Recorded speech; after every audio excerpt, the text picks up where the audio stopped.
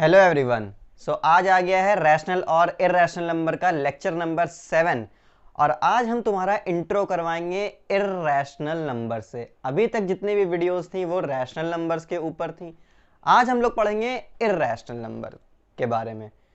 Lecture number 1 में मैंने irrational number की थोड़ी सी बात की थी, ठीक है। आज और डिटेल में पढ़ना है इर्रेशनल नंबर को। इर्रेशनल नंबर सबसे पहले तुम्हारा इंट्रो करवाएंगे कि इर्रेशनल नंबर आखिर होता क्या है, ठीक है। थोड़ा और डिटेल में पढ़ेंगे इर्रेशनल नंबर्स को, फील दिला देंगे कि इर्रेशनल नंबर्स आखिर क्या होता है, तुम्हारे दिमाग में अच्छे से बैठ जाएगा। अच्छा, इसको कहते हैं इर्रेशनल नंबर, ठीक है। तो उससे पहले इर्रेशनल नंबर से पहले पढ़ने से पहले हमें तुम्हें डेसिमल एक्सपेंशन के बारे में एक और चीज बतानी है, उसको देख लेते हैं, फिर आते हैं इर्रेशनल नंबर्स पे। कॉपी और पेन निकाल लें और मेरे साथ नोट्स बनाएं। जितने प्रीवियस वीडियोस नहीं देखे हैं वो प्लीज़ देख के आएँ, सबके लिंक मैंने डिस्क्रिप्शन में दे दिया है। इजी वे में बताएंगे कि इर्रेशनल नंबर क्या होते हैं, सबके ईजिली समझ में आ जाएगा, कोई प्रॉब्लम नहीं होगी। Yes, my name is Sami Ahmed and this is your channel maths legacy. Start करते हैं। ये आ चुका है हमारा डेसिमल एक्सपेंशन, जिसके बारे में हमने लेक्चर नंबर 3 में थोड़ी सी बात की थी। आज और डिटेल में बात करेंगे कि क्या होते हैं। देखो, डेसिमल एक्सपेंशन 3 टाइप के होते हैं, ठीक है। डेसिमल एक्सपेंशन मतलब पॉइंट के बाद डिजिट्स कैसा बिहेव कर रही हैं, ठीक है। 3 टाइप्स के होते हैं। एक होता है टर्मिनेटिंग। टर्मिनेटिंग मतलब पॉइंट के बाद नंबर खत्म हो गया, ठीक है, कुछ डिजिट्स के बाद नंबर खत्म हो गया, उसको बोलते हैं टर्मिनेटिंग। अभी एग्जाम्पल देंगे। उसके बाद दूसरा non terminating, non recurring decimal. इसको और क्या बोलते हैं? Non terminating but repeating. मतलब नॉन टर्मिनेटिंग, वो खत्म तो नहीं हो रहा है नंबर, लेकिन क्या होने लग रहा है? रिपीट होने लग रहा है। तीसरा क्या है? तीसरा है नॉन टर्मिनेटिंग नॉन रिक्यूरिंग। ना ही वो खत्म हो रहा है और ना ही वो रिपीट हो रहा है। तो देखो, ये जो दोनों होते हैं रैशनल नंबर, ये दोनों शो करता है डेसिमल एक्सपेंशन। ये दोनों कौन शो करते हैं? रैशनल नंबर, ठीक। रैशनल नंबर ये दोनों ही डेसिमल एक्सपेंशन शो करता है। मतलब रैशनल नंबर अगर कोई नंबर है p अपॉन q, तो p को अगर तुम q से डिवाइड कर दो तो दो ही चीजें होंगी। या तो वो टर्मिनेट हो जाएगा, मतलब रिमाइंडर 0 आ जाएगा, पॉइंट के बाद डिजिट्स रुक जाएंगी थोड़ी देर के बाद, ठीक है, रिमाइंडर 0 आ जाएगा। या फिर वो नंबर रिपीट होने लगेगा। एग्जाम्पल दोनों का ही दे देते हैं। देखो, जैसे अगर तुमने डिवाइड किया 1 को 4 से डिवाइड किया तो तुम्हारा आंसर क्या आएगा? 0.25, ठीक है। 1 को 4 से तुम डिवाइड करोगे तो 0.25 आंसर आएगा। 25 के बाद रिमाइंडर 0 आ जाएगा, ठीक है। रिमाइंडर 0 आ जाएगा तो वो यहीं पे ही आंसर, इतना ही क्वेश्चन तुम्हारा रह जाएगा 0.25। तो वो यहीं पे खत्म हो गया ना, इसके बाद आगे नहीं बढ़ रहा। तो इसीलिए इसको कहते हैं यहीं पे खत्म हो गया। टर्मिनेट मतलब खत्म हो जाना, ठीक है। तो इसीलिए इसको कहेंगे टर्मिनेटिंग डेसिमल एक्सपेंशन, ठीक है। और कौन सा ले लेते हैं एग्जाम्पल? 5/2 ले लें। तो 5 को 2 से डिवाइड करोगे तो आंसर आएगा 2.5, ठीक है, टर्मिनेटिंग डेसिमल एक्सपेंशन, ठीक। 10 डिवाइडेड बाय 2 आंसर आया 5, ठीक है। तो टर्मिनेटिंग, ये इसको ऐसे भी लिख सकते हैं, 5.0 भी लिख सकते हैं, ठीक है। तो ये कैसा डेसिमल एक्सपेंशन है? ये सारे टर्मिनेटिंग, बस यहीं पे खत्म हो गया, ये यहीं पे खत्म हो गया, यहीं पे खत्म हो गया। अब आओ नॉन टर्मिनेटिंग नॉन रिक्यूरिंग। कह रहा है कि पॉइंट के बाद ये खत्म ही नहीं होगा, पॉइंट के बाद नंबर चलते चले जाएंगे लेकिन खत्म नहीं होंगे, लेकिन क्या होने लगेंगे? रिपीट होने लगेंगे। एग्जाम्पल, इसका एग्जाम्पल 10.3 आंसर आएगा 3.3333, ऐसे ही चलता चला जाएगा। इसको ऐसे लिख देते हैं, 3.3 के ऊपर बार लगा देते हैं, यानी जो नंबर रिपीट हो रहा है वो उसके ऊपर बार लगा दिए, डॉट डॉट डॉट डॉट, ऐसे ही चलता चला जाएगा, ठीक है। तो देखो, पॉइंट के बाद कैसा बिहेव कर रहा है ये? डेसिमल के बाद ये खत्म नहीं हो रहा है, ठीक। यहाँ पे ये एंड हो गया था यहीं पे, इसका रिमाइंडर 10 को 3 से डिवाइड करोगे रिमाइंडर 0 नहीं आएगा, वही नंबर 3333 बार बार रिपीट होने लगेगा। तो ऐसे नंबर्स को कहते हैं, रिपीट होने लगा ना तो नॉन टर्मिनेटिंग। पहली बात तो खत्म नहीं हो रहा, तो इसीलिए नॉन टर्मिनेटिंग, लेकिन रिपीट होने लग रहा है तो उसको कह देंगे नॉन टर्मिनेटिंग बट रिपीटिंग, या फिर क्या कह देंगे? Non terminating recurring decimal. इतनी चीज क्लियर है? इतनी चीज क्लियर है? अब देखो, इसको तो p अपॉन क्यू के फॉर्म में लिखा है, ठीक, ये तो p अपॉन क्यू के फॉर्म में लिखा है। लेकिन अगर कोई नंबर तुम्हें ये दे दे और कहे इसको p अपॉन क्यू के फॉर्म में लिखो, तो कैसे लिखेंगे? अभी बताएंगे। तीसरा होता है नॉन टर्मिनेटिंग नॉन रिक्यूरिंग, जो ना ही टर्मिनेट होते हैं डिजिट के बाद ना ही खत्म होते हैं नंबर और ना ही रिपीट होते हैं, ऐसे नंबर को बोलते हैं, ऐसे डेसिमल एक्सपेंशन को बोलते हैं नॉन टर्मिनेटिंग नॉन रिक्यूरिंग, या फिर कहेंगे नॉन टर्मिनेटिंग नॉन रिपीटिंग। ये आता है तुम्हारा इर्रेशनल नंबर में, ये आता है तुम्हारा इर्रेशनल नंबर में। अभी इसकी बात आगे करेंगे, ठीक है। एग्जाम्पल कुछ भी ले लेते हैं इसका, 0.1254543617, रैंडमली कुछ भी नंबर आते चले जा रहे हैं, ठीक। इसको तो पी अपॉन क्यू के फॉर्म में लिख ही नहीं सकते क्योंकि वो इर्रेशनल है, अभी उसकी बात करेंगे। अभी पहले ये देखो, इतनी चीज क्लियर है कि ये टर्मिनेट हो गया, ठीक। तो इसको तो पी अपॉन क्यू के फॉर्म में लिखा, ठीक है। अब ये भी लिखा है पी अपॉन क्यू के फॉर्म में, लेकिन इससे ऐसे और भी नंबर होंगे, उसको कैसे लिखें पी अपॉन क्यू के फॉर्म में। इतनी चीज क्लियर है, इसे नोट कर लो। उसके बाद इसके बारे में बात करते हैं, इसके बारे में, इसको पी अपॉन क्यू के फॉर्म में लिखेंगे कैसे आखिर, ठीक है। इतनी चीज नोट कर लो। देखो, अगर कोई नंबर है, तुमसे कहें कि राइट 0.333 और ये ऐसे ही रिपीट होता चला जा रहा है, राइट 0.333 इन द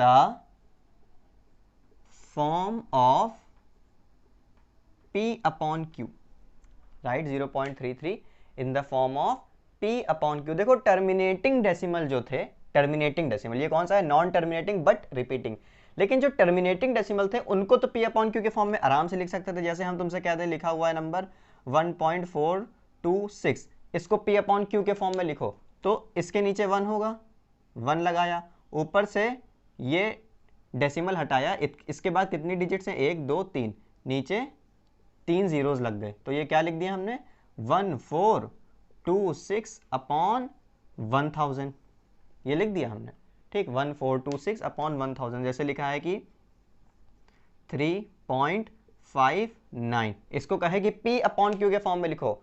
ये टर्मिनेटिंग है ना, देखो यहीं पे ही एंड हो गया ये, तो इसको P अपॉन Q के फॉर्म में लिखा जाता है क्योंकि रैशनल नंबर में आता है ये टर्मिनेटिंग। तो इसके नीचे होगा 1, यहाँ से पॉइंट हटाएंगे, इसके बाद कितनी डिजिट्स हैं, 2, तो नीचे 2 जीरोस बढ़ गए, यानी ये हो गया 359 अपॉन 100। 359 को 100 से डिवाइड करने ही पे तो ये आया होगा 3.59, तो P अपॉन Q के फॉर्म में लिख दिया।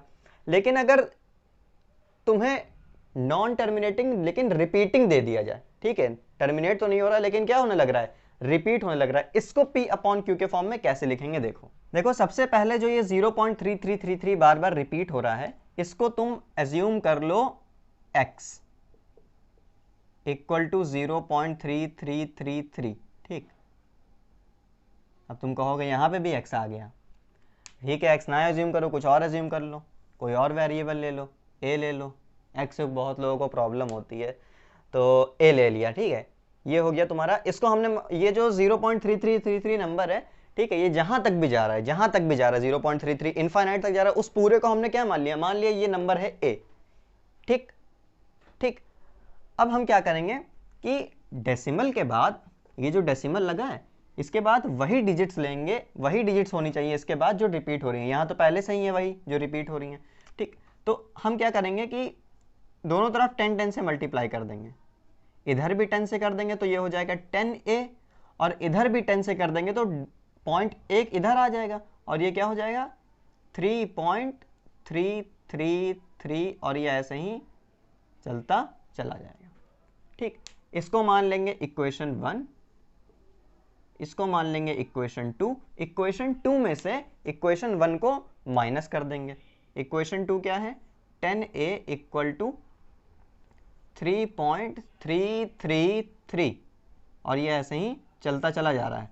और इक्वेशन 1 क्या है, a इक्वल टू 0.333, और ये ऐसे ही चलता चला जा रहा है, ठीक। इसको क्या कर देंगे, माइनस कर देंगे, इक्वेशन 2 को में से इक्वेशन 1 माइनस कर देंगे। 10a में से एक a चला गया, इसके आगे कुछ नहीं लिखा है, तो इसका मतलब क्या है, ये 1a है, तो 10a में से 1a गए, बचे 9a इक्वल टू, अब देखो पॉइंट के बाद 333 इधर भी इनफाइनाइट टाइम्स तक जा रहा है, और पॉइंट के बाद इधर भी 333 इनफाइनाइट टाइम्स तक जा रहा है, तो ये पूरे 3 कैंसिल हो जाएंगे, सबका आंसर 0 आ जाएगा। 3 में से 3 गए 0, 3 में से 3 गए 0, 3 में से 3 गए 0, सबका आंसर 0 आ जाएगा। और ये क्या हो जाएगा, 3 में से 0 गए 3.000 लिख सकते हो, लेकिन कोई फायदा नहीं।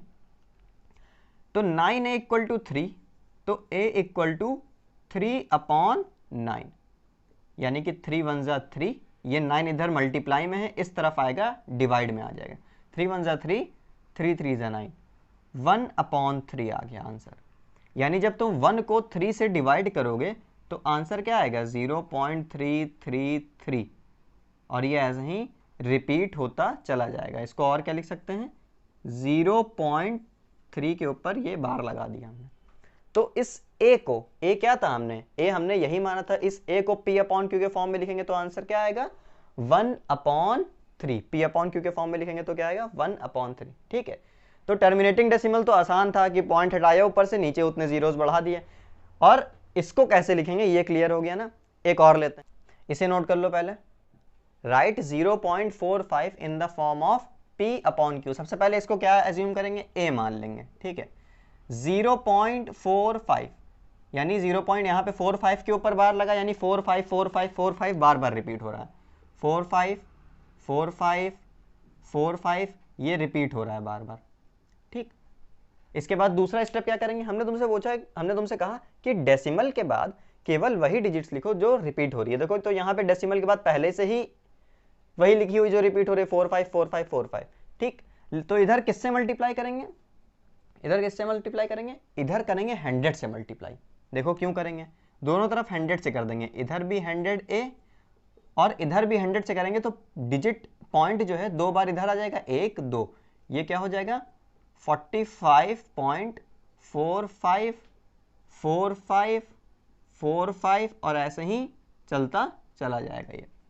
तो मतलब हमें मल्टीप्लाई करने के बाद जो डिजिट इधर लेनी है उसके बाद वही डिजिट्स बचे जो रिपीट हो रही हैं। ठीक, तभी सिंप्लीफाई हो सकता है ना, तभी आराम से सब्ट्रैक्ट कर सकते हैं। अब हम इसको इक्वेशन 2 को इक्वेशन 1 से माइनस कर देंगे इजीली। हमने एक यूनिट जो रिपीट हो रही थी उसको पॉइंट के इधर लिख दिया, बस यही करना है तुम्हें सब में। जो रिपीट हो रही है उसको पॉइंट के इधर लिख दो। पॉइंट के इधर लिखने के लिए क्या करेंगे, 100 से मल्टीप्लाई कर देंगे, पॉइंट यहाँ पे आ जाएगा। ठीक, तो 100 इधर से भी 100 मल्टीप्लाई किया, इसको इक्वेशन 1 मान लेंगे, इसको इक्वेशन 2 मान लेंगे, 2 में से 1 सब्ट्रैक्ट कर देंगे, तो 100a इक्वल टू 45.454545 ये। और दूसरी क्या है, a इक्वल टू 0.454545 ये। माइनस कर देंगे, माइनस किया, 100a में से 1a गए 99a इक्वल टू 45, जो पॉइंट के बाद है ये पूरा पूरा कैंसिल हो गया, सबका आंसर 0 आ गया। ठीक, और यहाँ क्या बचा, केवल 45। तो a इक्वल टू क्या हो जाएगा, 45/99 हो जाएगा।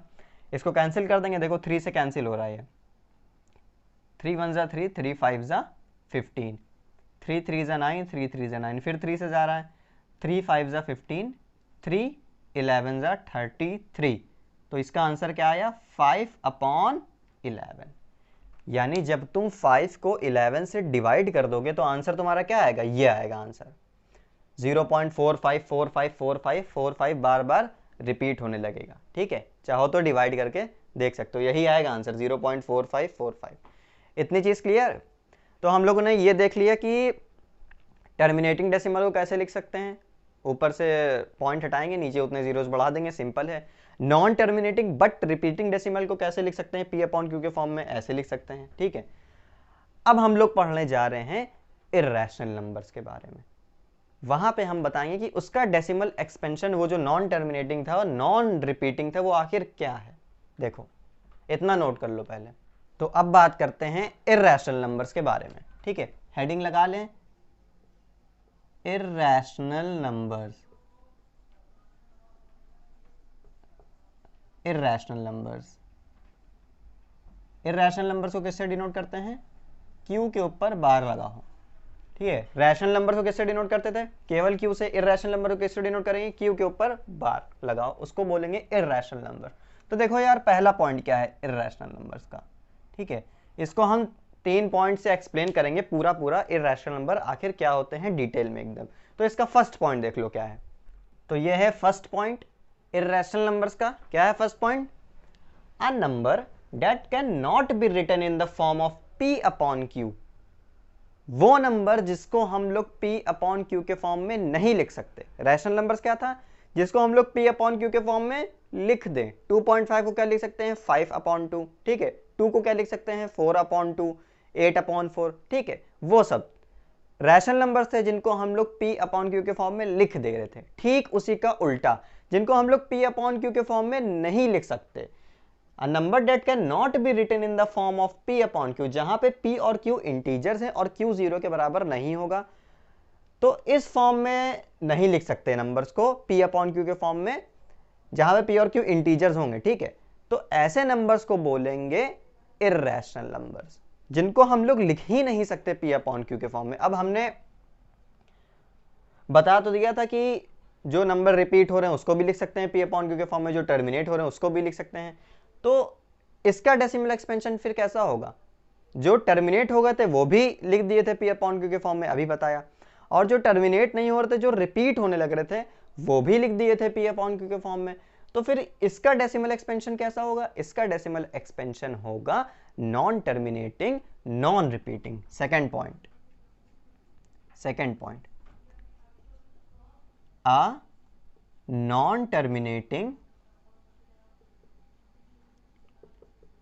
non terminating non recurring,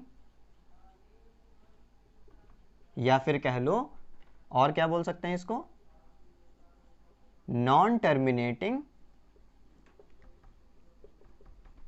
non repeating. दोनों नाम एक ही हैं, ठीक है। चाहे नॉन टर्मिनेटिंग नॉन रिक्यूरिंग बोलो, चाहे नॉन टर्मिनेटिंग नॉन रिपीटिंग बोलो। A non terminating non repeating decimal is an irrational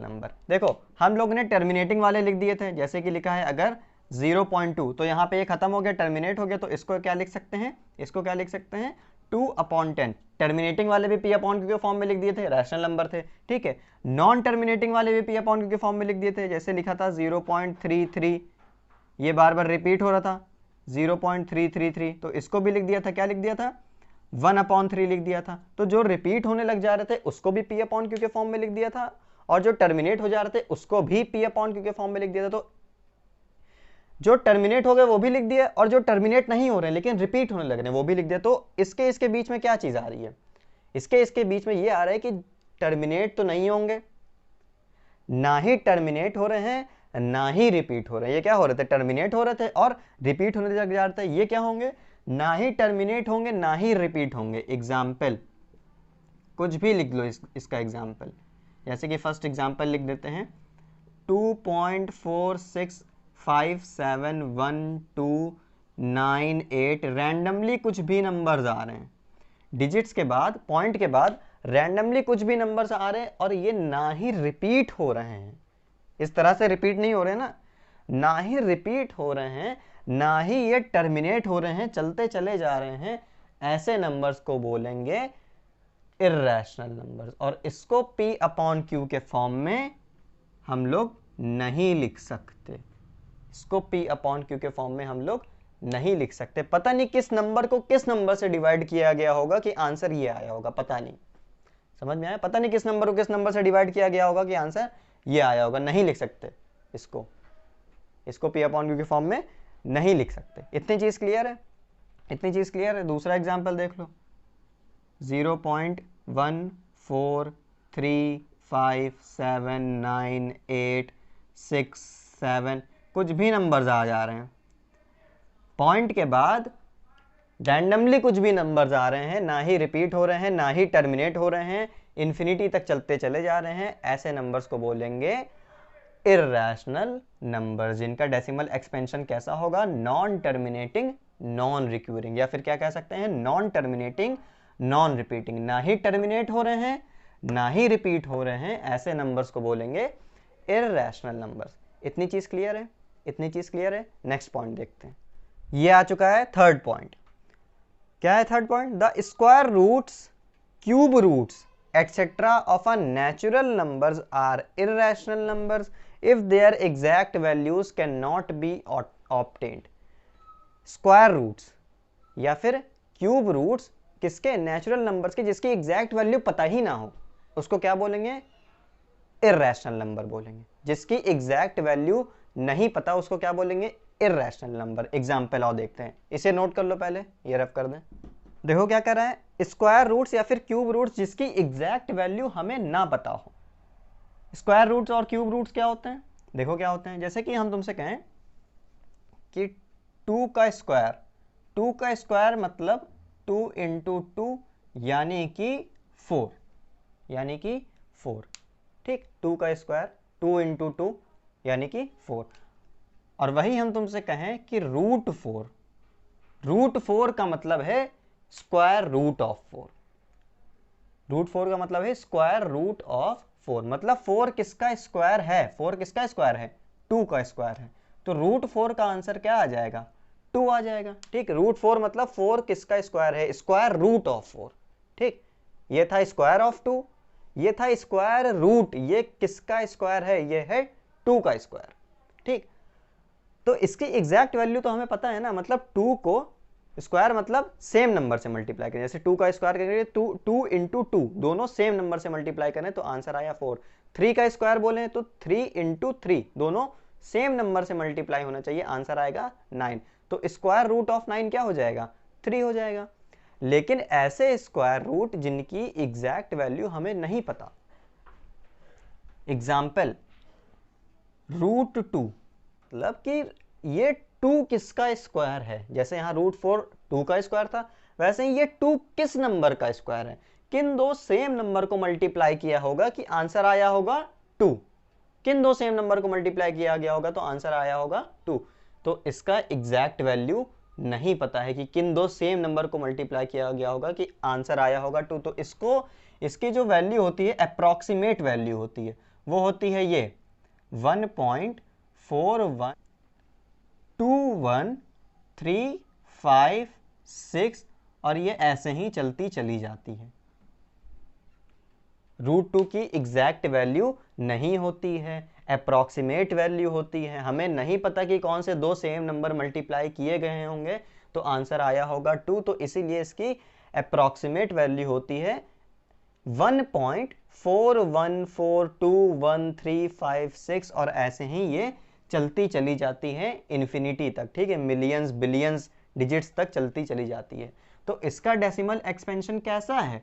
इसका डेसिमल एक्सपेंशन है ना ही कोई रिपीट हो रहा है और ना ही टर्मिनेट हो रहा है, तो non terminating non repeating decimal expansion है। तो इसीलिए रूट 2 हमारा क्या हो गया?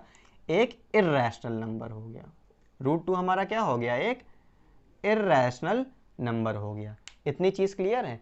ऐसे स्क्वायर रूट्स या फिर क्यूब रूट्स जिनकी एग्जैक्ट वैल्यू नहीं बता सकते, जैसे कि स्क्वायर रूट ऑफ 16 बोलो तो इसकी एग्जैक्ट वैल्यू हमें पता है 4 का स्क्वायर होता है 16, 4 4 16। ठीक है, हम तुमसे बोल रहे हैं कि square root of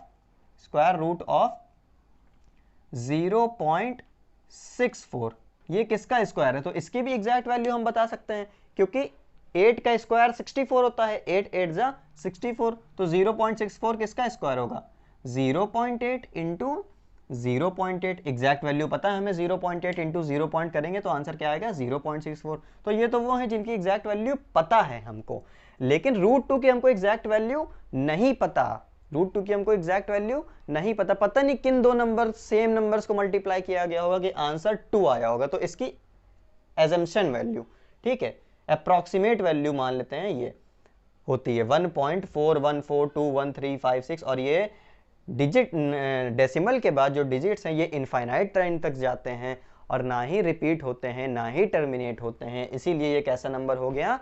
irrational number हो गया। वैसे ही रूट 3 मतलब किन दो सेम नंबर को मल्टीप्लाई किया गया है तो 3 आया है, इसकी भी एग्जैक्ट वैल्यू नहीं है। ठीक, इसकी जो वैल्यू है अप्रोक्सीमेट वो है 1.735081 और ऐसे ही, ठीक है, चलती चली जा रही है। तो जनरली अगर √2 कहीं पे लिया जाए तो मैक्सिमम जो है 2 डिजिट्स या फिर 3 डिजिट्स ली जाती है, बस इसके आगे का नहीं लिया जाता।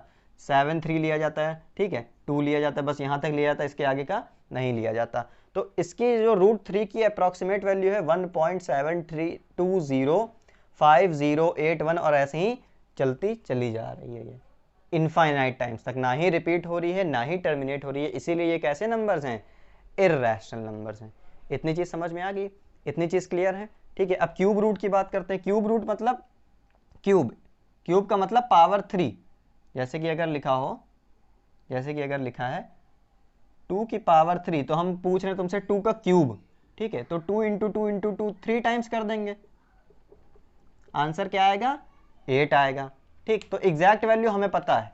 क्यूब रूट को ऐसे डिनोट करते हैं, यहाँ पे 3 मतलब क्यूब रूट मतलब 8 किसका क्यूब है, 8 किसका क्यूब है, 2 का क्यूब है। ठीक, तो एग्जैक्ट वैल्यू हमें पता है। लेकिन हम तुमसे पूछें अगर क्यूब रूट ऑफ 5 किन 3 सेम नंबर को मल्टीप्लाई किया, कि आंसर आया 5, तो इसकी एग्जैक्ट वैल्यू नहीं पता, तो ये कैसा नंबर हो गया, इर्रेशनल नंबर। इतनी चीज क्लियर है, समझ में आ गया इर्रेशनल नंबर क्या होते हैं। इसीलिए होते हैं क्योंकि इनका जो डेसिमल एक्सपेंशन कैसा होता है, नॉन टर्मिनेटिंग नॉन रिपीटिंग। इतनी चीज क्लियर है, ठीक है।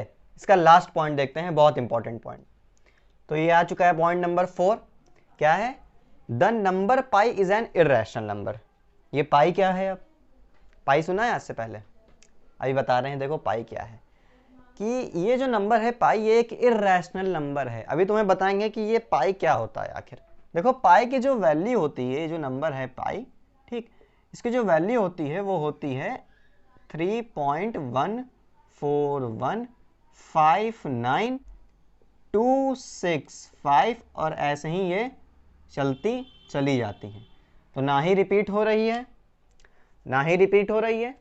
और ना ही टर्मिनेट हो रही है, इसीलिए एक इर्रेशनल नंबर है। लेकिन ये पाई है क्या आखिर, ये कहाँ से आया पाई, ठीक, क्या है पाई ये 3.1415925, ये तो लिखा ही हुआ है नॉन टर्मिनेटिंग नॉन रिपीटिंग, तो इर्रेशनल नंबर तो हो ही गया। लेकिन ये पाई आखिर है क्या। देखो तुम लोग ने सुना होगा कि पाई जो होता है, ठीक है, इसका जो यूज होता है वो सर्किल के सरकमफेरेंस और एरिया निकालने में होता है, और भी बहुत जगह होता है, लेकिन ठीक है, लेकिन हम सबसे कॉमन बताएंगे कि सर्किल का अगर तुम्हें सरकमफेरेंस निकालना है, एक सर्किल है, सरकमफेरेंस मतलब उसकी बाउंड्री की टोटल लेंथ निकालनी है, मतलब उसका पेरीमीटर निकालना है, तो फॉर्मूला होता है ये 2 पाई आर, 2 इंटू पाई, ये वाला पाई इंटू आर कर दें। पाई के बस 2 डिजिट तक वैल्यू ली जाती है, पूरी नहीं लिखी जाती है, ठीक है, पॉइंट के बाद 2 या फिर 3 डिजिट्स तक ली जाती है वैल्यू। तो 2 इंटू पाई इंटू आर कर दें तो सर्किल का सरकमफेरेंस आ जाता है। एक सर्किल बना ले, पहले एक सर्किल बना लिया है, ठीक है, इसकी जो सरकमफेरेंस है मतलब पूरी बाउंड्री की लेंथ, जैसे कि यहाँ से एक पॉइंट मान लेते हैं, यहाँ से लेकर के पूरी यहाँ तक जो लेंथ है उसी को बोलते हैं सरकमफेरेंस या फिर पेरीमीटर। तो उसका फॉर्मूला क्या है, 2 इंटू पाई इंटू आर। जैसे रेक्टेंगल का होता है पेरीमीटर का 2 into L plus B, square का होता है 4 इंटू साइड, वैसे ही सर्किल के पेरीमीटर का फॉर्मूला क्या होता है, 2 into pi into R. Circumference का हो चाहे पेरीमीटर का हो, बात एक ही है। तो ये क्या है आखिर पाई, देखो ये होगा सर्किल का डायामीटर, ये मान लेते हैं सर्किल का डायामीटर है, ठीक। तो ये पाई आखिर आया कहाँ से, देखो कहाँ से आया।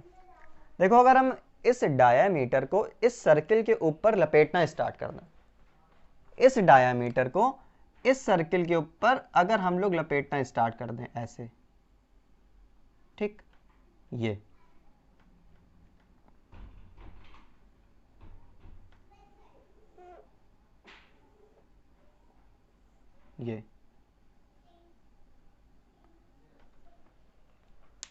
इस डायामीटर को उठाया, इस सर्किल के ऊपर हमने लपेटना स्टार्ट कर दिया। तो ये मान लो एक बार हमने कवर कर लिया, ठीक, यहाँ पर एक बार डायामीटर हमारा कवर हो गया। डायामीटर उठाया हमने, सर्किल के ऊपर लगा दिया, तो एक बार कवर हो गया।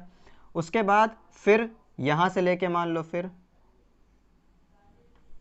यहाँ तक, ठीक, ये हमने 2 बार कवर कर लिया। डायमीटर 2 बार कवर हो चुका है, 1 2। उसके बाद फिर यहां से उठाया हमने, ठीक, यहां तक,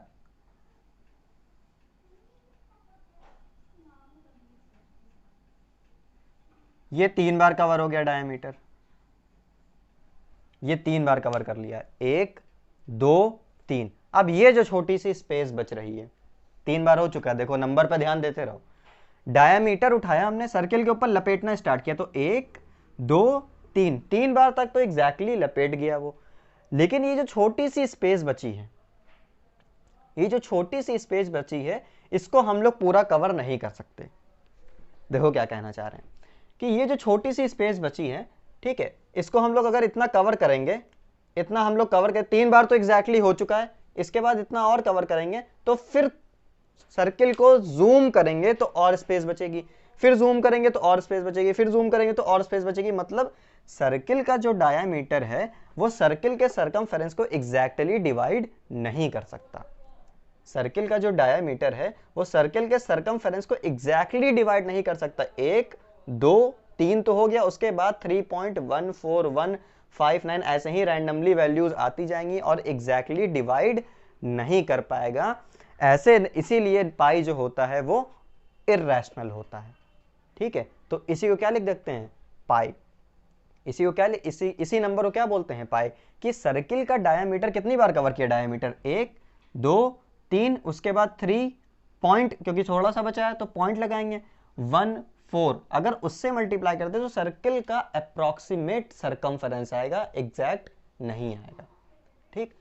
सर्किल का कैसा सरकमफेरेंस आएगा, अप्रॉक्सीमेट सरकमफेरेंस आ जाएगा। देखो वही तो लिखा है ये फॉर्मूला। इसको ऐसे भी तो लिख सकते हैं, 2 इंटू आर इंटू पाई, जहां पे 2 रेडियस को 2 से मल्टीप्लाई कर दे तो ये क्या हो जाएगा, डायामीटर इंटू पाई। यानी डायामीटर का मल्टीप्लाई किससे कर दें, पाई से। पाई क्या है, कितनी बार कवर किया, 1 2 3, 3.14 बार, और पूरी एग्जैक्ट वैल्यू ये है पाई की। समझ में आ रही बात। डायामीटर जो होगा सर्किल को एग्जैक्टली डिवाइड नहीं कर सकता। 1 2 3, 3 पार्ट्स में डिवाइड किया, उसके बाद एग्जैक्टली डिवाइड नहीं कर सकता। 3 तो हो गए, उसके बाद 3.141 और ऐसे ही वैल्यूज चलती चली जाएंगी।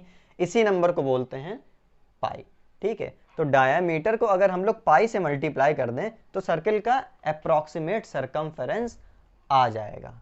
तो इसीलिए जो होता है पाई जो होता है वो इर्रेशनल नंबर होता है। इतनी चीज क्लियर है। और बहुत सी जगह जो है पाई को हम लोग लिख लेते हैं 22/7 लिख लेते हैं, 22/7। लेकिन ये जो वैल्यू होती है ये एग्जैक्ट वैल्यू नहीं होती है। जब तुम 22 को 7 से डिवाइड करोगे तो आंसर आएगा 3.142857 और ये यहीं पे ये क्या होने लगेगा, 3.14। जब तुम 22 को 7 से डिवाइड करोगे तो आंसर क्या आ रहा है, 3.142857। और पाई का जो है, पाई की जो एग्जैक्ट वैल्यू उसका आंसर क्या है, 3.14159। तो देखो 2 डिजिट्स डेसिमल के बाद सेम है। तो कभी कभी हम लोग ये मान लेते हैं, कभी कभी हम लोग 22/7 रख देते हैं पाई की जगह, जहां 7 से 7 कैंसिल हो रहा हो या फिर 7 से कोई भी कैंसिल हो रहा हो। जैसे अगर रेडियस है इसकी, समझ लो 7 सेंटीमीटर, ठीक है, तो हम तुमसे पूछे सरकमफेरेंस बताओ, तो 2 इंटू यहाँ पे इस बार ये वाला पाई रखेंगे, 22/7 इंटू आर, ठीक है, आर क्या है 7, 2 पाई आर सरकमफेरेंस। तो यहाँ 7 से 7 कैंसिल हो रहा है एग्जैक्टली, तो 44 आ जाएगा इसका सेंटीमीटर, 44 सेंटीमीटर पेरीमीटर आ जाएगा। तो कहीं कहीं हम लोग 22/7 भी रख देते हैं। क्यों रख देते हैं, क्योंकि पॉइंट के बाद 2 डिजिट देखो सेम है, तो अप्रॉक्सीमेट चीज आ सकती है ना, अप्रॉक्सीमेट वैल्यू रख दी हम लोग ने। लेकिन एग्जैक्ट वैल्यू क्या होती है पाई की, ये पाई की एग्जैक्ट वैल्यू 22/7 नहीं होती है, ठीक है। जहां पे कैंसिल हो रही होती चीजें वहां पे हम लोग रख देते हैं। तो 22/7 तो एक रैशनल नंबर हो गया, हमने इसको P/Q के फॉर्म में लिख दिया, तो ये रैशनल नंबर हो गया। जहां पे ये जो पूरा है ये ब्लॉक रिपीट होता है पूरा, 3.142857, फिर 142857, फिर 142857। ठीक है, तो ये कैसा डेसिमल एक्सपेंशन शो करेगा? Non terminating but repeating. इतनी चीज़ क्लियर हो गई? पक्का इतनी चीज़ क्लियर हो गई?